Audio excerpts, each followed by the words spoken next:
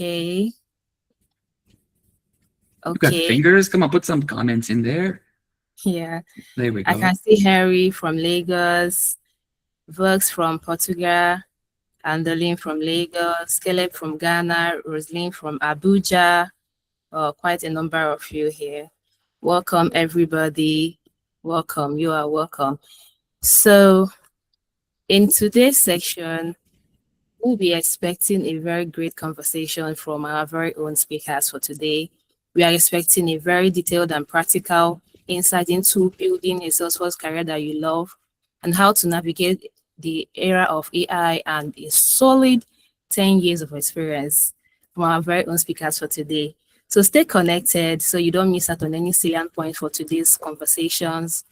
Because every little detail that you take out from today may be that click that you'll be needing as a Salesforce professional to scale in your career.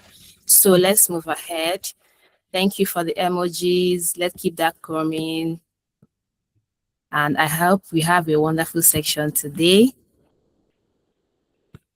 So moving on, I would like us to know, tell me what is happening in your location right now, the weather condition of your location in the comment section, so can get it going. Let's see what's happening with you. Today is Friday, and like we always say from our side of the country, thank God it's Friday, yay! So we're having fun today. Some persons are going to party and all that. So drop it. Oh, Vuk said tomorrow is his birthday. Oh, happy birthday in advance.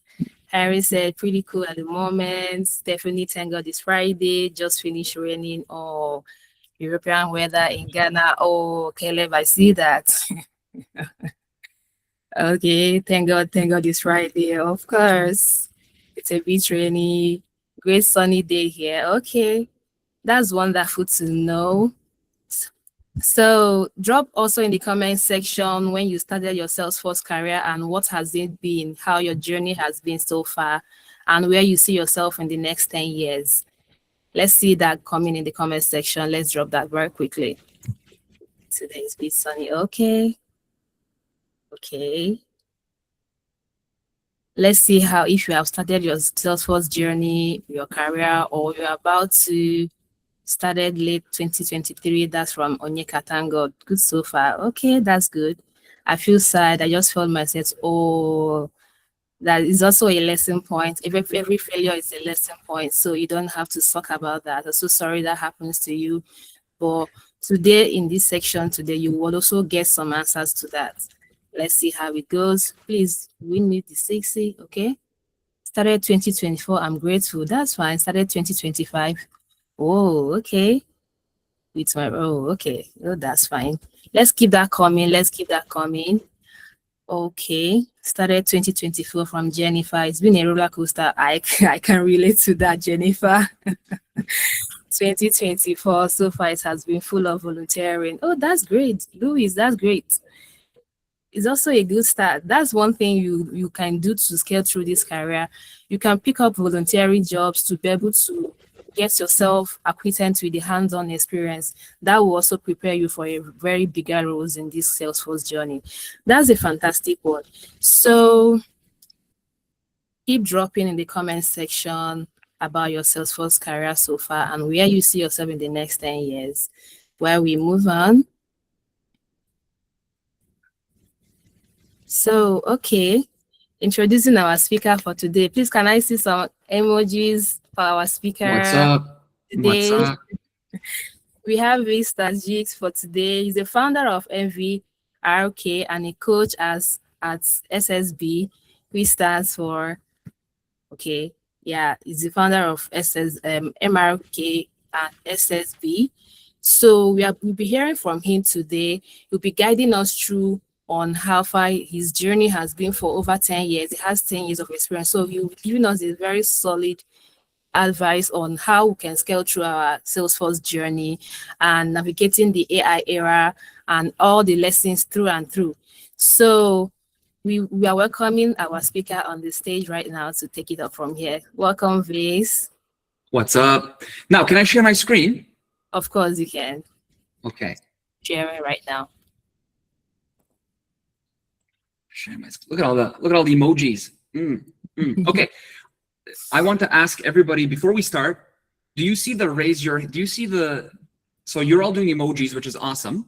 But yes, Lewis sees the raise your hand. Can I see what it looks like when people are raising their hands? I just want to see if I can see, because I definitely need to see. Okay. Yeah. Okay, awesome. Perfect. Keep your finger on the trigger there, okay?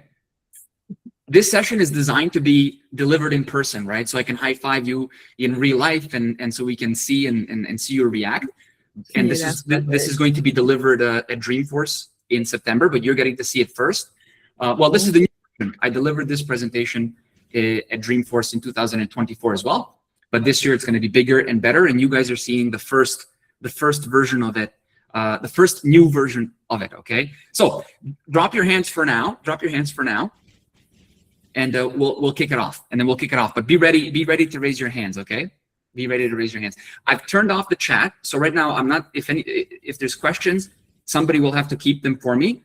But there will be time at the end for questions, and I'm happy to take as many questions as we can handle before I've got to leave you in about 30 minutes.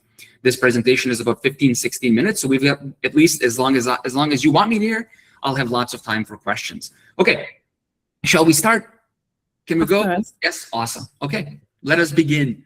I'm gonna make sure that I see. Okay, let's go. In school, they taught us one wrong lesson. They told us to raise our hand if we know the answer. What I've learned in my life and in my career is that we need to raise our hand when we want to know the answer, when we want to tackle a problem, when we see an opportunity to improve our lives and improve our careers. And this mindset has been critical at every pivotal moment of my career. And today, I want you to adopt that mindset.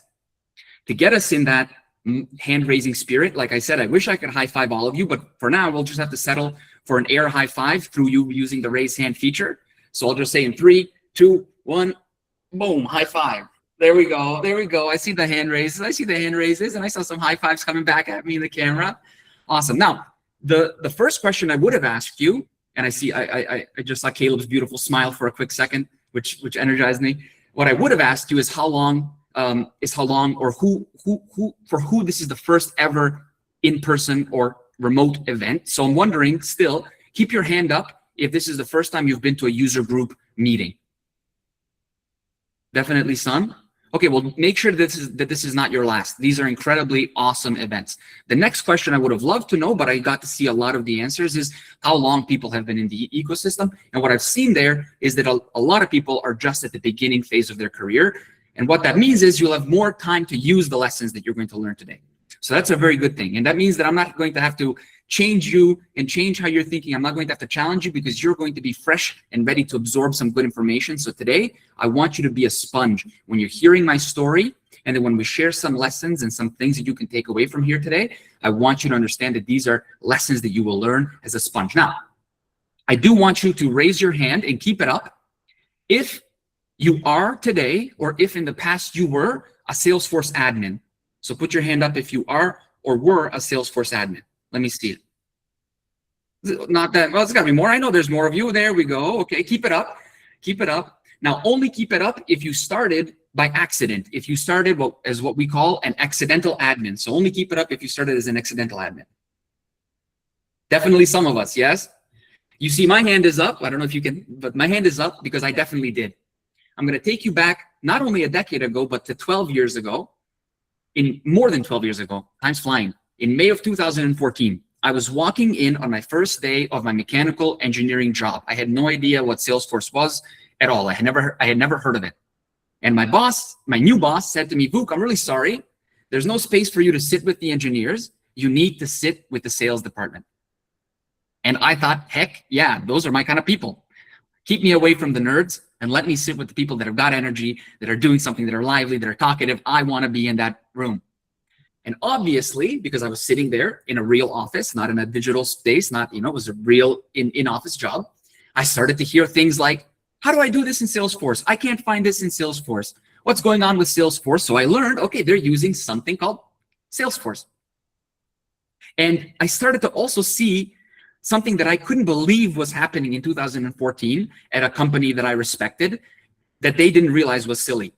So when they would close win a deal, right, they would have an opportunity and they would close win it. It didn't matter if it was for $1,000 or for $1 million. The first thing they would do after close winning the opportunity is they would walk to the printing room, and you can put your camera, you can put your hands down. They would walk to the print room, and they would take the next stack of the next sheet from a stack of sales orders. And this was pre-numbered sales orders that they would sit at their desk, and everything that was in Salesforce, they would handwrite on this piece of paper. And then they would rip 2 strips off of the side of the paper, and they would have 2 more copies pop out. This is carbon paper. Some of you might be older than me, so maybe you remember it. I didn't grow up using carbon paper, but that's what it was. They would write it by hand.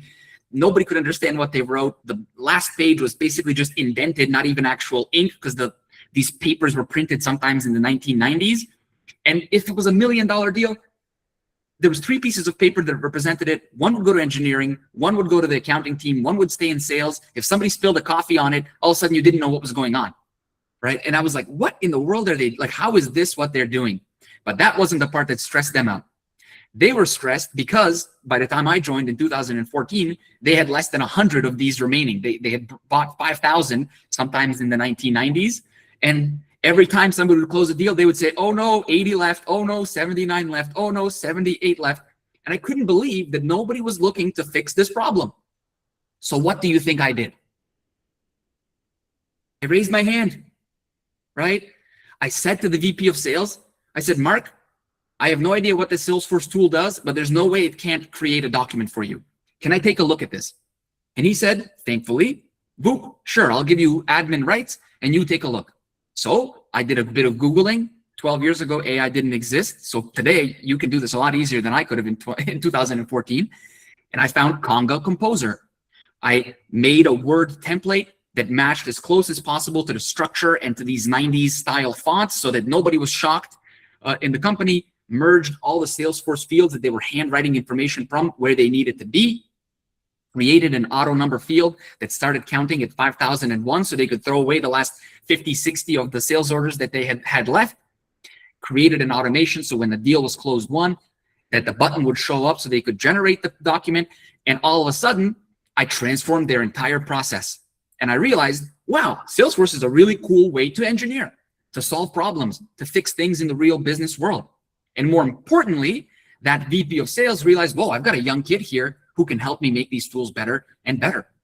And slowly, over the next 4 years of my career at that company, my role shifted from mechanical design engineering to sales engineering, which meant that I was selling directly, assisting in sales, and more importantly, I was responsible as an administrator to manage our Salesforce systems. And with that responsibility came a really nice budget to bring in external help. So I hired an external consulting firm. I brought them in to help me implement CPQ, integrate with our ERP system, implement Pardot, implement Service Cloud. We acquired our biggest competitor in Canada and we merged them into the environment as well. And those projects took about 2 years. And at the end of those projects, I was realizing, oh my God, I love Salesforce. This is exactly what I want to be doing. But it didn't make sense to build a bunch of stuff that wasn't needed at that company. We kind of hit a natural steady state where everything was working as it should.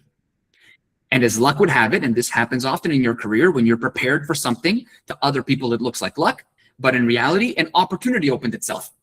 The person who sold to me from that consulting firm said, Vuk, I'm really sorry to let you know, but I've left the company. I'm not going to be your salesperson anymore. So what do you think I did? I put my hand up. I talked to the leadership of that company, which was a 150 consultant firm. And I, especially because I had met them in Dreamforce in 2017. And I said, hey, I know there's a gap. You've lost a salesperson. I know how you deliver projects. I know what it's like to be a client. I can sell. Let me sell for you. And thankfully, they believed in me. And so in 2014, in June, they invited me to join their company. And I spent the next 3 years selling for the firm. I sold millions of dollars of business, tens of thousands of consulting hours for the company. And I got to work with hundreds of companies using Salesforce. Through that, I learned an incredible amount and realized this is the exact technology that I want to be focused in.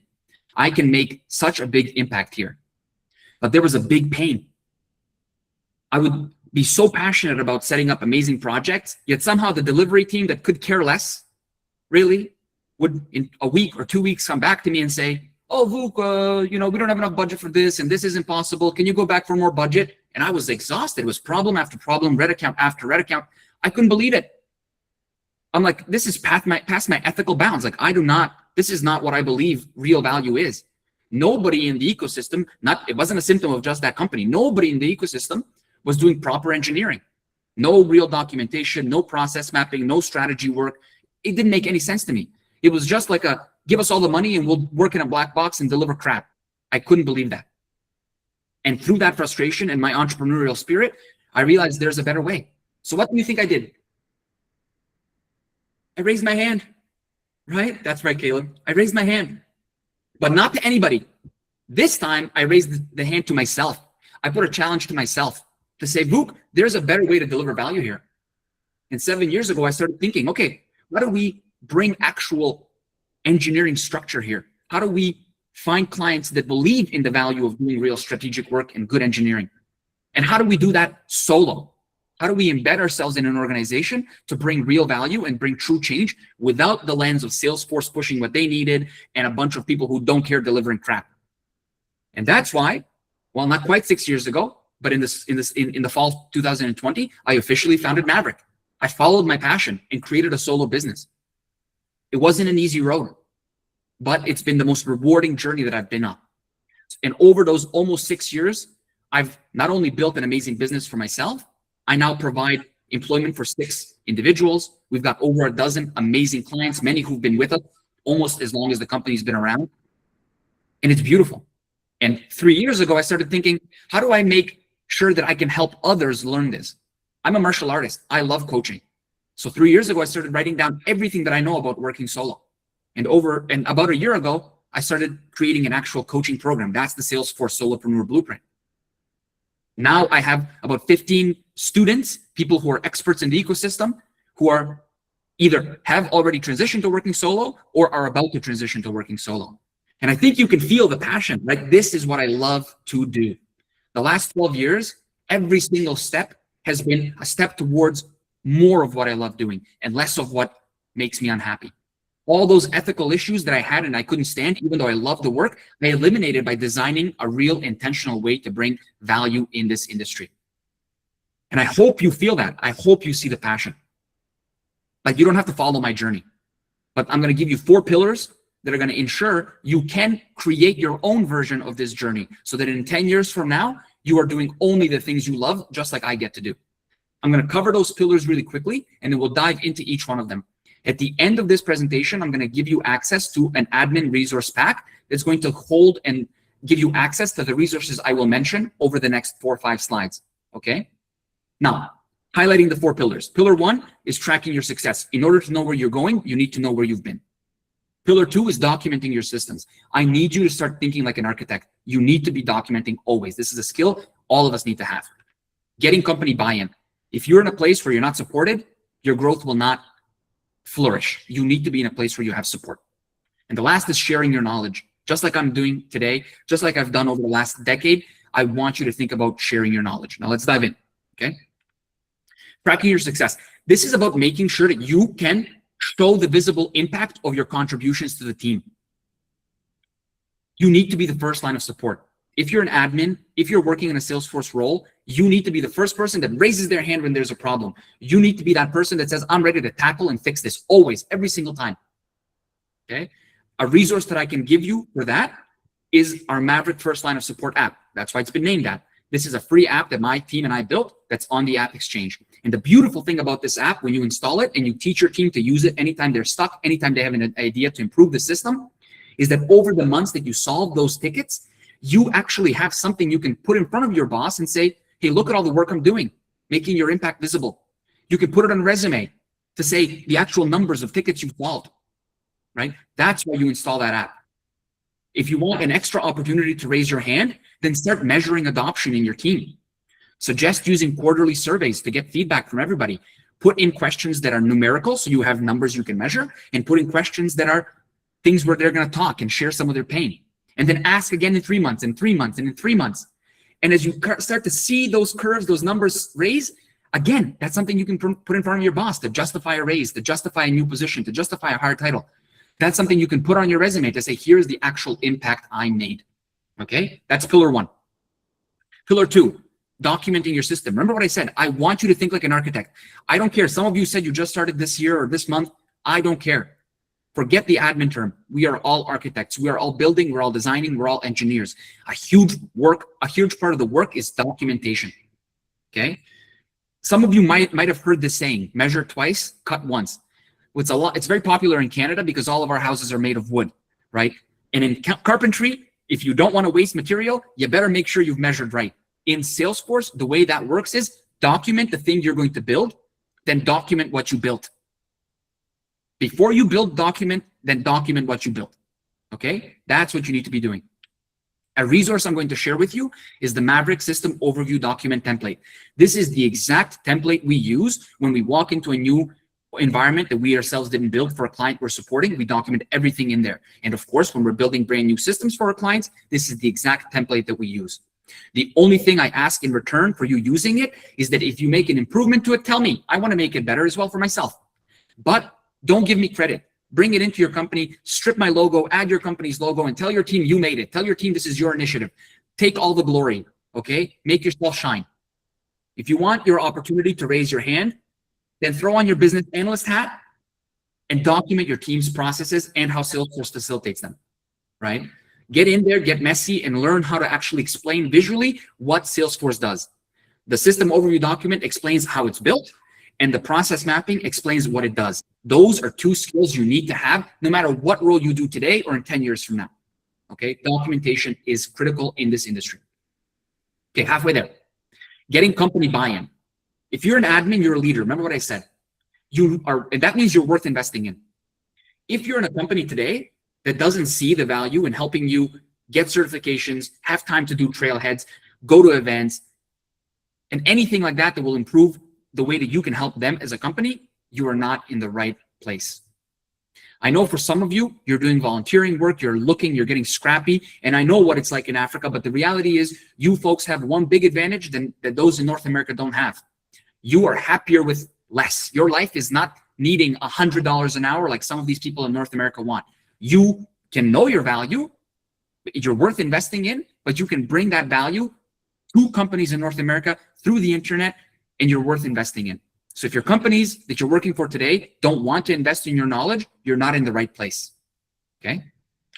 Now, an available resource that you have whenever you get stuck, when you need a hand, is the Trailblazer community and this entire Salesforce ecosystem. It's rooms like this where you're going to meet people that if you need a hand, if there's a problem you can't immediately solve, those are the people you're going to go to. You've got so many different forums where you can say, I'm stuck and I need a hand. LinkedIn, Reddit, Slack channels, Discord groups, the Trailblazer community. There's no shortage of places where there's people that are ready and willing to help you. So don't ever feel like you're stuck, right? If you want to raise your hand and go further, a step further, proactively create a learning and certification path and present it to your team. And if they don't have any, if at that point in time they don't want to support it, you've got your answer. You're not in a place that's going to support your growth, okay? Now, the last pillar, and this is the most important pillar, I want you to share your knowledge, and I want you to believe that you know more than you think. Some of you that have been doing this for less than a year might have done something that in 12 years of doing Salesforce stuff, I might not have done. You might be able to teach me something, and you definitely can teach somebody else. The moment we take one step forward, we've learned something. And I always ask people, are you a future ambassador? I've answered thousands of questions on the Trailblazer community forums, and that's why they call me a Trailblazer Community Forum Ambassador. I wish the name was a little bit shorter. Forum Ambassador maybe is a shorter version of it. And what I've gotten from that is the knowledge of how hundreds of companies use Salesforce and the feeling that I've actually helped people, right? I want you to think like that. Again, what are the resources that are available? It's the Trailblazer community, the entire internet. When you see somebody that needs help, just like when you need help, be there, raise your hand, be the first line of support for these people, help. If you want to raise your hand for an extra opportunity, go answer at least one question in the Trailblazer community next week. Or share a piece of educational content. That could be a simple text post on LinkedIn, maybe make a YouTube video. Do something that shows somebody else the way to where you've gotten to. Believe me, none of you are in a place where you don't know something that somebody else, none of you are in a place where you don't know anything that somebody else doesn't know. You can all share knowledge with somebody else, okay? And that might even be you just sharing a little bit of information summarizing some information you learned on a latest trailhead that you did. Get in the habit of sharing your knowledge. Now, this is our last story before we jump into some Q&A, but it's the most important story because without this, I wouldn't be here. I wouldn't have this attitude. You see, I was born in a country that no longer exists. I was born in Yugoslavia. And when I was a child, that country was falling apart due to civil war and foreign interference. And as those civil wars settled, in 2001, my mother was working as an office employee, an agricultural engineer in a large cooperative farm. And Canada at the time was looking to expand its agricultural trade with countries, including Serbia, where I was living. And my mother was sitting in her office, and one day her bosses came in and they said, does anybody here speak English? We're being sent to Canada to go on a trade mission. And what do you think my mother did? She put her hand up. She didn't speak a ton of English, but she saw an opportunity and she said, okay, yeah, I'll go. And that trade mission led to a few more trade missions, including another one to Canada in 2003. And through that, being in those rooms, she met a company that owned a farm in Canada. And what do you think she did? She raised her hand and she said to them, I would love to come here and work here if there's any opportunity. And it's through that grit, through that willingness to put her hand up, that she opened an opportunity for my father, my sister, and I to accompany her on a work visa to Canada. And in 2004, that's when we moved to Canada, 2004, July 7th. If she didn't have that attitude, if she didn't raise her hand, I wouldn't be here. And you better believe that 7-year-old, 8-year-old, 9-year-old me saw that initiative. I knew my mother was going away somewhere. I saw that she was making an effort to bring something, to make something in her career, to create an opportunity for me and my family. And you better believe I didn't squander it. So when you see an opportunity, big or small, what do I want you to do? Yeah, I want you to raise your hand. That's it. Raise your hand when that opportunity is knocking. That's it. Let me see those hands. Right? Raise your hand. Okay. Now, thank you all for listening. I hope that was informational. I hope you learned something from that. Thank God. Thank you for inviting me. Really appreciate that you guys are getting together. And I think we've got like 50 people in the room by now, which is amazing to see. There's the resources. There's some of your pretty faces. And that's it. Let's do some Q&A. Did we have any questions pop up in the chat while I was talking? No, nothing. That's okay. But there must be some questions now. Keep your hand up if you have a question. Put your hand down if you don't have a question, and then we'll go.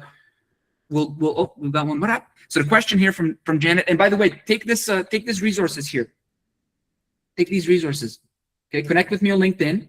Let's connect, and get the resources from here.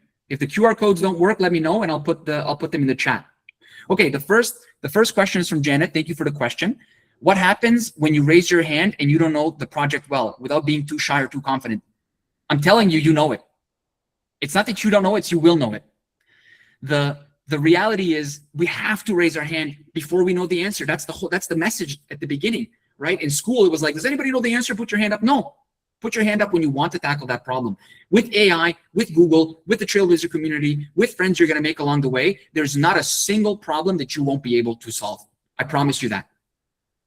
Azim, can we go to that? You're welcome, Janet. Thank you for the question. Azim, you've got your hand up. Oh, no.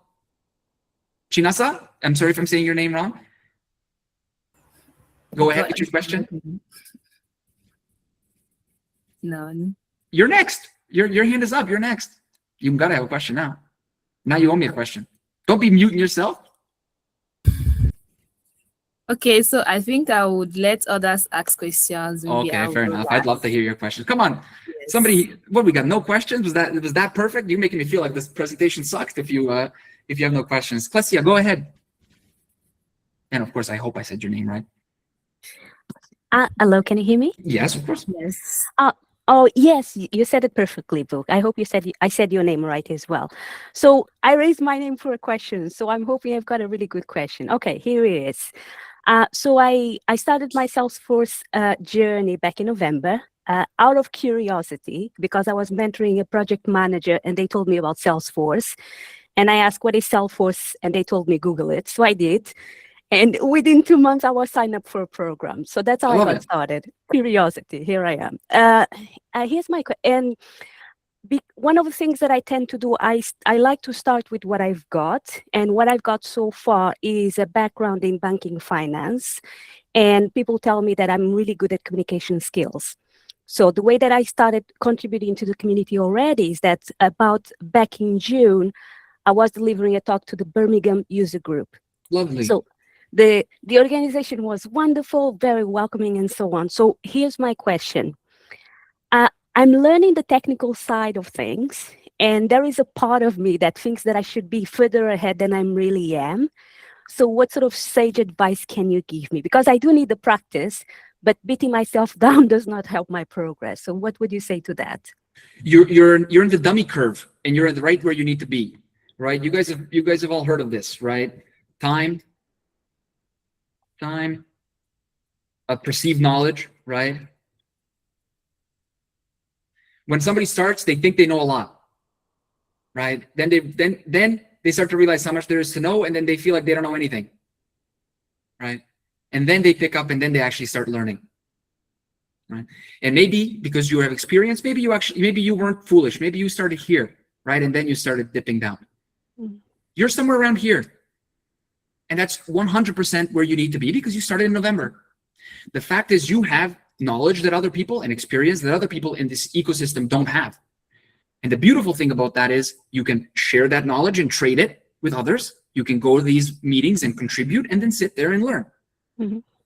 As well, those are skills that you can put on a resume, that somebody who maybe has more Salesforce experience than you is competing for the same job as you, or is vying for the same role, but that role might need that baseline foundational knowledge that you have. So for you, keep learning the technical stuff, go at your pace, don't compare yourself. Don't compare yourself even to the idea that you thought that there would be in terms of knowledge, because knowledge is not linear. Practice more hands-on, less theoretical, do more, challenge yourself, build some stuff. Like, so everybody go on my LinkedIn and you'll see I posted a video today. I never did Agentforce configuration, but yesterday I challenged myself to make a submission for the Agentforce in Action challenge that Trailblazer Community put out. I downloaded the dev org, and in one day I made that video. Maybe it'll take you a week to make a video like that, but those are great challenges where you can give yourself an idea to solve a real business problem and do it in a dev environment. So Klesia, those are the kinds of things you should be doing, is build more, less theory, more practice. And when you're communicating your experience to potential employers, within companies, with other people, focus on the baseline foundational skills you already have, and enhance them with the technical knowledge that you're gaining. Does that answer your question? That's a very good question. It is bang on the money, because I was thinking, how do I solve bigger business problems this morning? So you really spoke to the heart of it. Thank you so much. Thank you for asking. Now I see we've got Henry. Hey, Henry.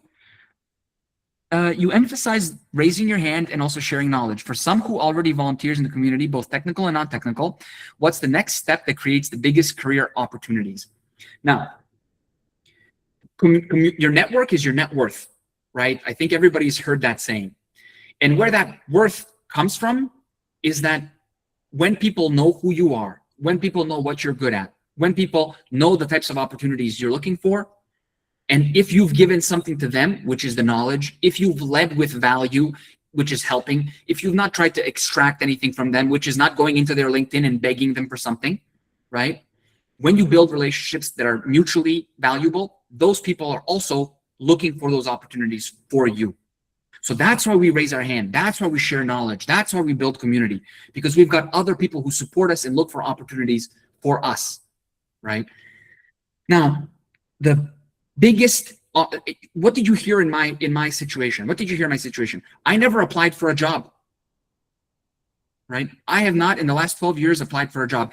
Even that mechanical engineering job that I got, that I told you at the start of the presentation, I got that job by going to an engineering luncheon when I was an engineering student and asking everybody there, hey, does your company need an engineering student? Last summer, I learned how to do 3D modeling. I'm really interested in that. If your company uses CAD, especially if it's AutoCAD, I've got the skills.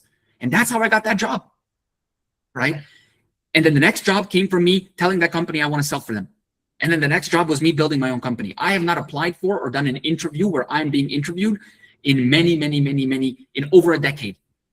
And I firmly believe, even though some people don't like when I say it, I firmly believe that 70 to 80% of jobs are gotten not by a person who applied, but by the person that knew the person hiring. So you need to know more people.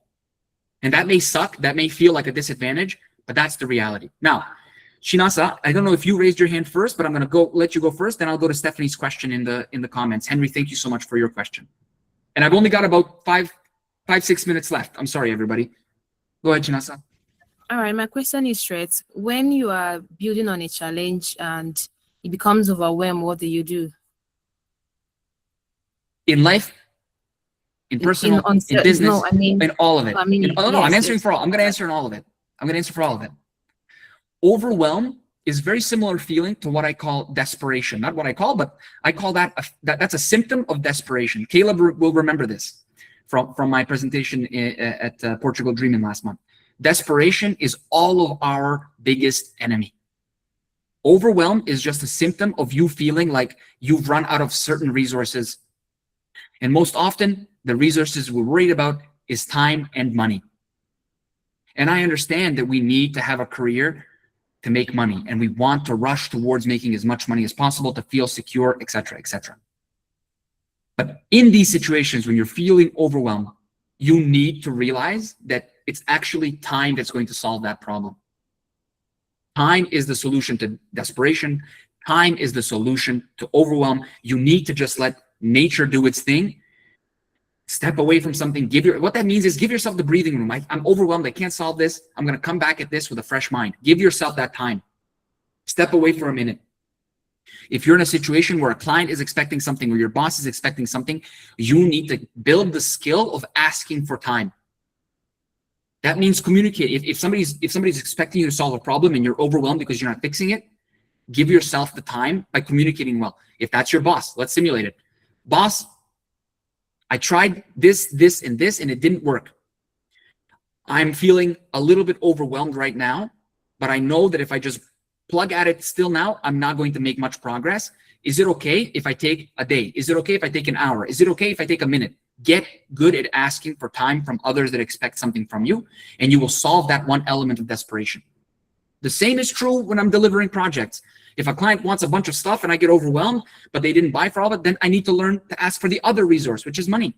Hey, you want a bunch of stuff? I want to make you happy, but the reality is we only sent for this.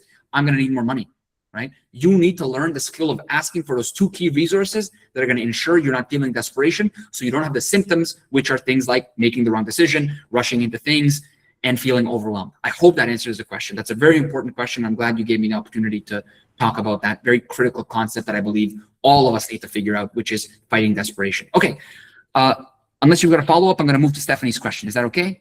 Yes, please. Thank you. So Stephanie says, you talked about documenting your work. How do you handle it when you need to work on a heavily customized Salesforce org or a really old Salesforce org? How do you go about documenting all the configurations that already exist on the org before you start working on the additional features for the org? You don't. That's the trick, Stephanie.